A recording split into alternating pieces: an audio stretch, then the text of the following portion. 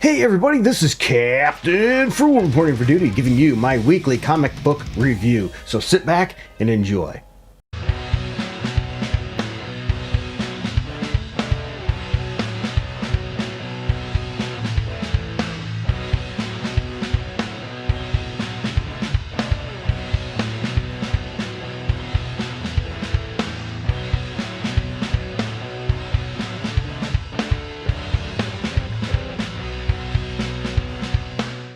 Alright everybody, for those of you that know the drill, I go over a bunch of comic books for the week that I chose to read.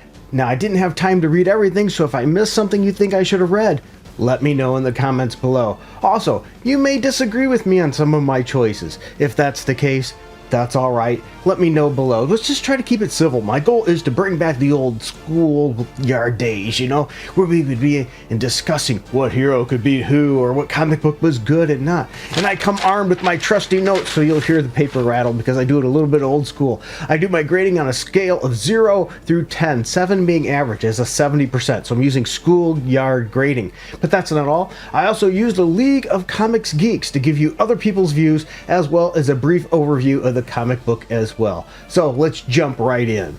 Well, welcome back everybody for another week of comic book reviews. It's good to have you here. Thanks for the new subscribers, as well as thank you for the ones that have been here and sticking with us for a long time. I really appreciate all of you. Jumping right in, we're going to talk about Superman issue 19. 377 out of 387 liked it on League of Comics Geeks with a 4.3 average rating.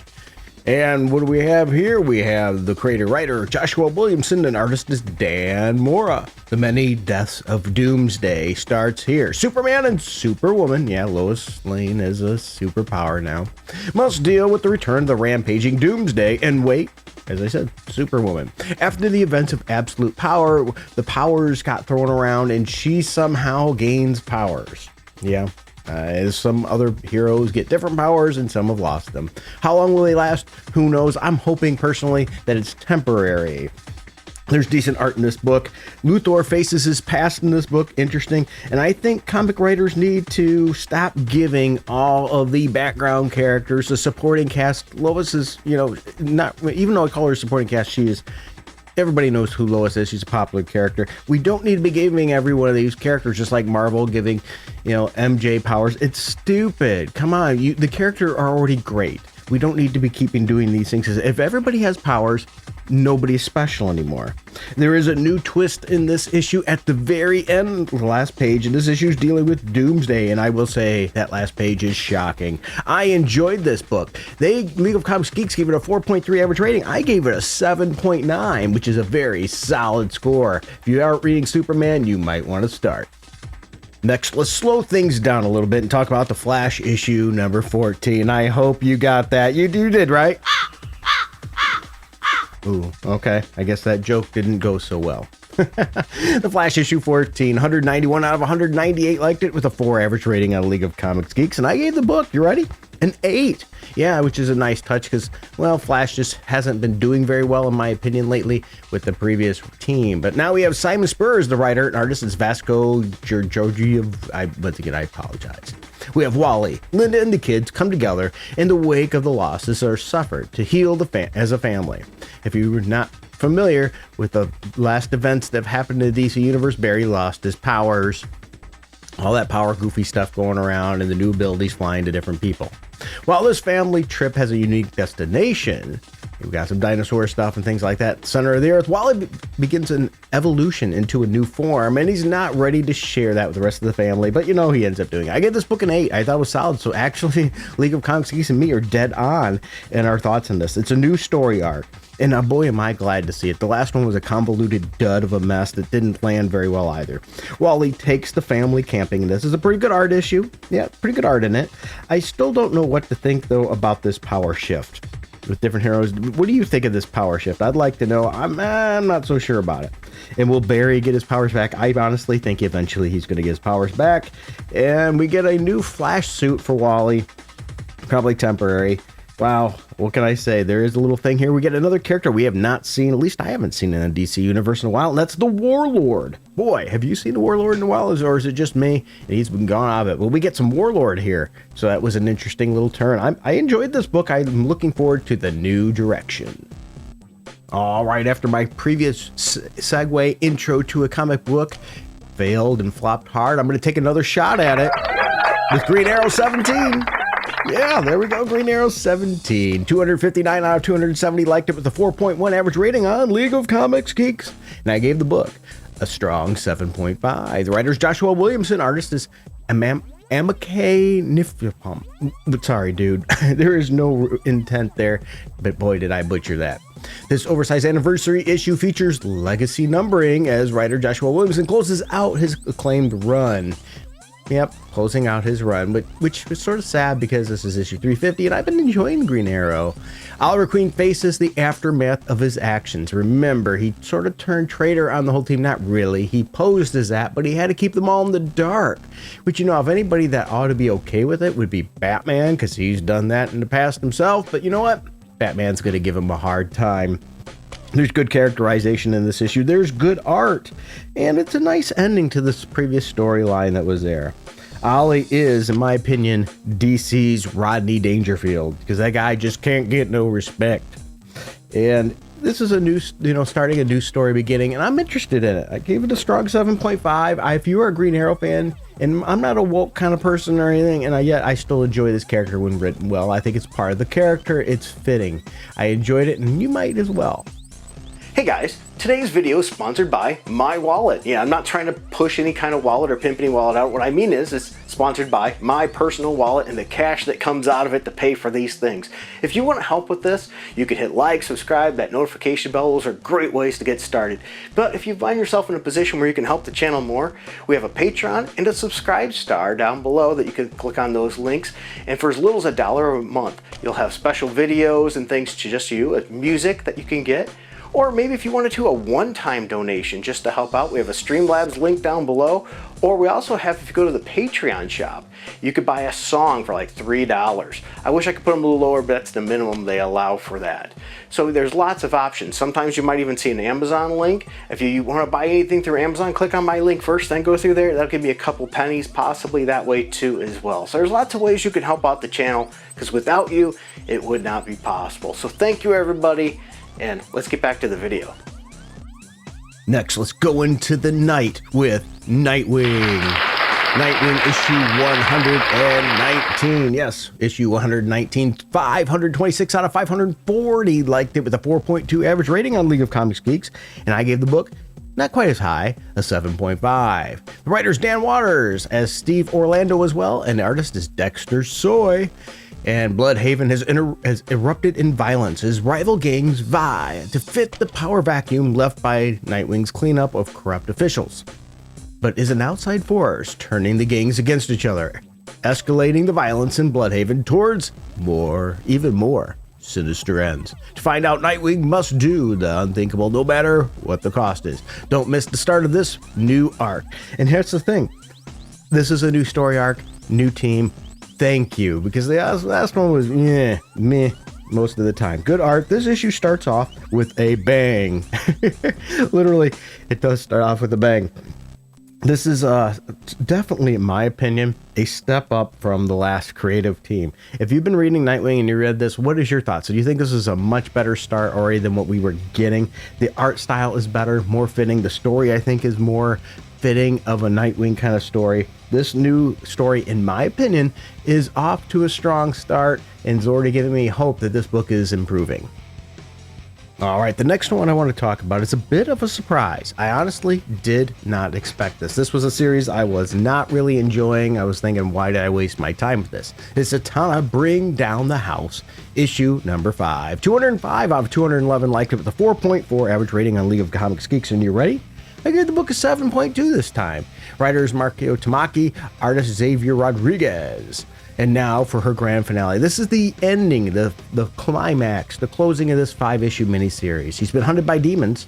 Yep, Zatanna's been hunted by demons, terrorized by warring factions of magic, whisked all around the world, and been on the run. And this time she gets her powers, faces up to what she was going against, and becomes what she is today. This, in my opinion, is the best issue of the miniseries. It really is. It was a pretty good ending. It still had mediocre art, though. That's one of the reasons I gave it a 7.2. Overall, the series didn't live up to it. If you're going to get it at all, probably get it in trade, and that's it at all. I will say I liked this issue. It was the strongest one, but really not enough to carry the whole series. But hey, that's my thoughts, not yours. Let me know what your thoughts are. Speaking of particular thoughts, this next view I have might be a bit controversial. What issue am I talking about? Are you ready? Well, first of all, sometimes you just gotta take it and wish it would rust away and go away. Rust, because I'm talking about Iron Man issue number 1. 382 though, out of 417 liked it with a 3.9 average rating on League of Comics Geeks. Now I give this book a 6 out of 10, not near what they did. Writer Spencer Eckerman and artist Julius Ota. Now let me talk about it. We have a new series here. A new brutal era begins. Just after all of everything getting taken over under Stark Industry, he gets it back, and on the very first issue, it's under attack again. Roxxon and AIM team up to take on Stark Unlimited. But they're ready for are they ready for the old Tony Stark? Yeah, well, yes they are actually. Even though he's a lot angrier than he used to be, Iron Man's going to have to go to war. He's going to have to generate a new armor. He's got old enemies here, and there's a lot of twists on here. So once again, we have the constant, let's take over the company. I'm fine with that, but we just got done with that, and we're already spinning off back into that again. Now here's the thing here. Gotta get my trusty notes here, okay? Now, right at the beginning, I have an issue with the overall wokeness of this, and that's why I fear this issue. It's going to be incomprehensible, stupid mess. At the very beginning, we have workers that can't get in because the gates are shut, and the workers think that, unionized, they get a say in what they should make. That's not how business works. You are hired, when you accept a job, you're hired to do the job you're accepted to do. You don't demand what the owner of the company makes, or the owners. They decide what it is, and you do it. So anyway, in this issue, the unions there, they want to get a say in what they make. This is utterly ridiculous. That is stupid and doesn't make any sense. Now, without the product, there is no job. I really hope the writer doesn't go all woke in this one, but based on the dialogue in this, when enemies are calling Tony Stark woke and things, oh my goodness. This is, jeez, oh Pete's. Just retreaded another team, another group. Our groups want to take over Stark, another twist on Stark and capitalism, with a really, so far, looks like a woke spin. Will Roxxon and AIM take over? I don't know. The art is alright in this issue, but also though, Stark is under a magical attack. So the war does start here, a new series starts here. As I said, League of Comics Geeks gave it a 3.9. I don't think it's off to a good start. I have a lot of fear because of the dialogue in here and the direction and how the spin the writer takes. Because if the writer's thinking that people have an input on what the company makes, but just so you know, and I'm going to get some heat for this, I know that. When you accept a job, you accept to do that job for the pay that was offered. If not, you don't take the job. See, that's the problem here. Unions actually, where the inception was to increase safety. This has nothing to do with safety. What they're making has nothing to do with safety. It has just what they want, and that doesn't make any sense. I'd love to hear your thoughts on this Iron Man book, especially one person in particular. I hope she watches this video and read this issue and tells me what she thinks, because she's always got much more Iron Man insight than I have, and I always love to hear it. Now, the next issue, we're going back into a little bit more horror, and I actually enjoyed this one more than I expected, and the cover was pretty cool. And that's an Incredible Hulk issue number 18. It's got some interesting alternate covers as well. One with Storm, it didn't make a whole lot of sense, but the other one's pretty cool. And we have 95 out of 100 liked it, with a 4 average rating on League of Comics Geeks. Okay, I can get that. I gave this book, check my notes here, a 7.5. Yeah, 7.5. The Hulk has been up and down lately, in my opinion, especially with the art and story sometimes because it's a little long in the tooth. Philip Kennedy Johnson, I think, did a good job writing with this issue, and the artist Nick Klein also did a great job in this issue as well, keeping the dark tone but making it okay. I will say though, there was some panels at the very beginning which were a bit of a mess. especially when you see the character's nose and stuff like that. But it is what it is. Anyway, Hulk must protect his friend. To save Charlie Tidwell, Banner has betrayed the Hulk, leaving him a slave of the immortal eldest. Meanwhile, Charlie finds a mysterious ally. Yeah. And can they get out? Can they escape? And what's going to happen to the Hulk here? Well, you're going to have to read. It's a pretty good story, actually. As I said, I enjoyed this one. It was a step up. The best issue we've had from this series, I think, in a little while now. So I do like that, and a pretty cool cover to boot. The next one is The Avengers, number 19. Trying to remind myself of the arcade game there. The Avengers! 154 out of 164 liked it with a 3.8 average rating. I gave the book a 7. Yep, not the highest score here. Writer Jed McKay, artist Farid Karmine. Sorry if I butchered it. Anyway, we have an issue here where Doom is summoning their mightiest heroes. He puts the Avengers to the test. But what is the purpose of the Avengers? That's what he's asking them.